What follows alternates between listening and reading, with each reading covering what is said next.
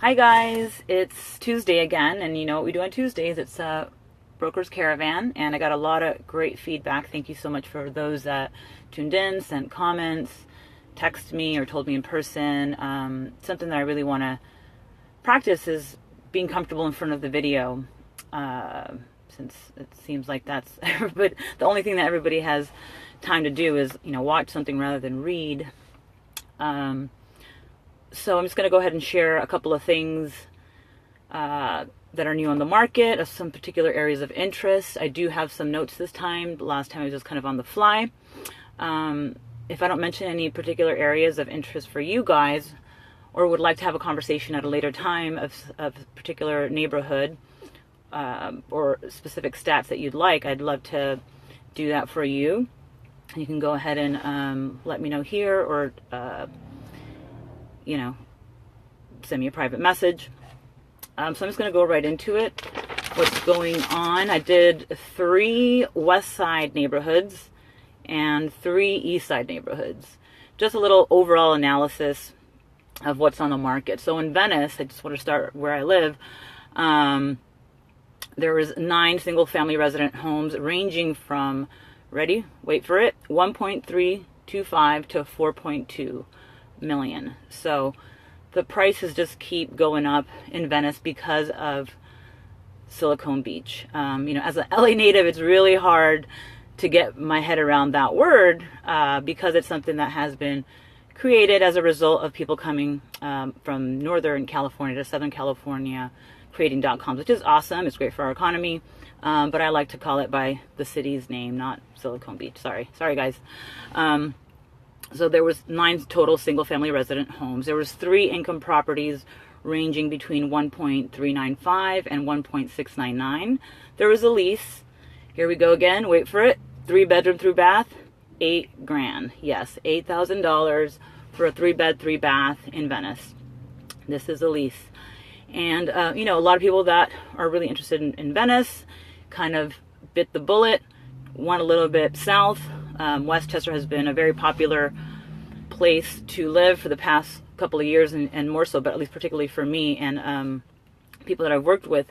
Currently, there's 10 single-family residences, a 3-bed, 2-bath, ranging between 1.49 and 4 bedrooms, 3-bath, 1.795. So what was once affordable, people kept going south to something that's more affordable, has now increased in price. Which, I'm kind of just following the lead of a lot of people. Like, hey, I want to live here. They're like, oh, okay, wow, that's expensive. Well, how about Westchester? Okay, let's check out Westchester. Oh, well, how about Palms Mar Vista? Let's go a little bit east. Just want to paint a realistic picture of what's going on out there. So there's 5 single-family residents available in the Palms Mar Vista area. The MLS groups those 2 neighborhoods, even though in real life Palms and Mar Vista are 2 different neighborhoods.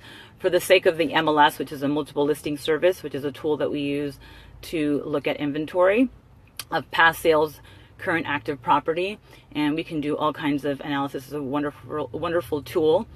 5 single-family residences in Palms Mar Vista, 3-bed, 1-bath, $899K, ranging to a 5-bed, 5-bath of $3.1 million.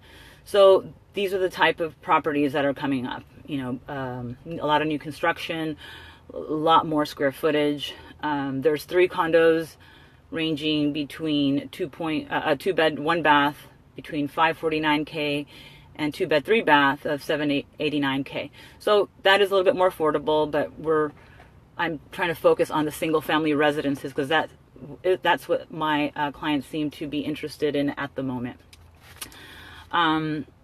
So that's a little snapshot at Venice, Westchester, Palms Mar Vista, which are very popular areas on the west side. A lot of people have migrated to the east, whether it's due to lack of inventory or just wanting a little bit more square footage at some point. But now they're kind of leveling off, comparing Silverlake and Echo Park. Both 2-bed, 1-baths are around, $899K. So there's no longer this wanting to go east to get a lower price. Actually, what's happening is a lot of the things I've noticed over the past couple of years have mirrored each other. Like a perfect example, 2 businesses that developed in the past 3 years or more on the west side, there's a Yaz cycling studio in Venice, which is once on Abbot Kinney, moved to Maine. And then there's like a Moon Juice, a juice bar that's on Rose Avenue. You can find both of those establishments which doubled themselves over on on the east side. So that's what's happening. They're trying to recreate an environment that's hip, cool, comfortable, artistic for a lot of young professionals. And they're kind of mirroring each other. The difference is one is closer to the beach, the other one has a lake, mountains that you can hike. So there are similar lifestyles. Now, moving into that, for the 90026, they share an area code, even though the neighborhoods are different, Silverlake and Echo Park. We got 6 single-family resident homes on the market today, ranging from a 2-bed, 1-bath at $899K to a 3-bed, 3-bath at $1,077,000. And there was 4 condos, which I was surprised. 2-bed, 3-bath at $649K to 3-bed, 3-baths at $1,075,000. So that was the range of those 4 condos. As I mentioned last week, Highland Park has become really desirable. The zip code is 90042 for the sake of having more square footage. Perfect example, there's a 4-bed, 2-bath at $768K and a 3-bed, 2-bath for $799. There is 2 single-family residents available. Once again, they have, these areas are gentrifying. There's a lot of new businesses. It's still very eclectic and mirrors a lot of neighborhoods, just like Venice, Beechwood Canyon, Los Feliz. There's also an income property that was available, a 3-bed, 2-bath for $799. So there's a property in the front, a little craftsman home, and in the back there's a rental property where they're getting, some income. I also talked about Glassell Park, the neighboring city. Currently there's a 1-bedroom single-family resident for 2-bed, 1-bath for $649. So there is a significant price shift in my predictions. I don't have a crystal ball. I'm not an economist, but based on what I read, what I see, there's these trends that, repeat themselves. Like a area that is maybe a little bit run down, not that many local attractions. People come in, the businesses come first, and then come the need or the desire to want to live there because they've made it better. So that's just a little quick rundown of those 6 total cities. So again, Venice, Westchester, Palms, Mar Vista, and on the east side, Silverlake, Echo Park, Highland Park, and Glassell Park. So if there's anything that I didn't mention that you're interested, you want to have a conversation, again, leave me a message or comment, here while I'm talking, while I'm doing 2 things at the same time. In preparation for home ownership, it's really important for people to really be realistic on what's important to them. Is it the price? Is it the need to become, to start investing and building equity? Is it being close to your work? Or do you mind being one more person on the 405 or the 10 or wherever it is that you want to commute to in exchange for building equity? That's something that you really have to tap into. A lot of people in more senior positions also love to build home offices or feel that they're more productive that way. They can make more money. So, if you can get a 4-bedroom and you can turn one of those bedrooms into an office, that's definitely something to consider as well. That will cut your commute. Like I said, again, it's an individual decision. And at this time, I invite anybody that's listening to just sit down and do that, evaluate and see, where are your values? What are the things that are important? And this will move you closer to a commitment. Because I'm working with a lot of people that really have the money, have the job, have the desire, but they don't even know where to start. Particularly people that come that are relocating. They're like, oh, what do you think about the Hollywood Hills? I'm like, it's great. Oh, what do you think about Santa Monica? Or what about downtown? They're 3 very different neighborhoods, but I think what it's going to come down to is what can you afford? What will make you happy in the long run?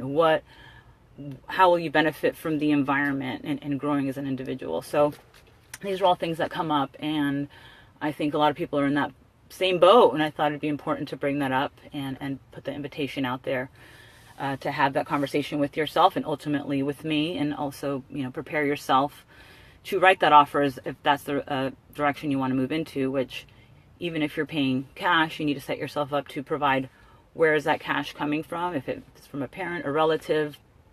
And if it's a loan, you need to get pre-approved. Loan programs are changing. For a long time, it was 20% only. There's a lot more, 80-10-10 loans. There's 80-15-5. I'm not a loan officer, but I definitely can put you in touch with people that can give you more details about that. And I think I've probably spoken longer than I wanted to, so I'm going to say bye for now. Thank you for listening, and send me a shout. Let me know what you guys are thinking, what you thought about the video, if there's any information that I could provide to you guys. It's almost the end of the month, which means I could do a summary of January. If you're looking for something more immediate, I can go back in December and look at all the solds, the average dollar per square foot of a particular neighborhood. I have access to everything from downtown to the beach. Anything in the South Bay I tend to refer out. I work in the Valley too. So just keep me in mind for your new goals for the new year, and bye for now.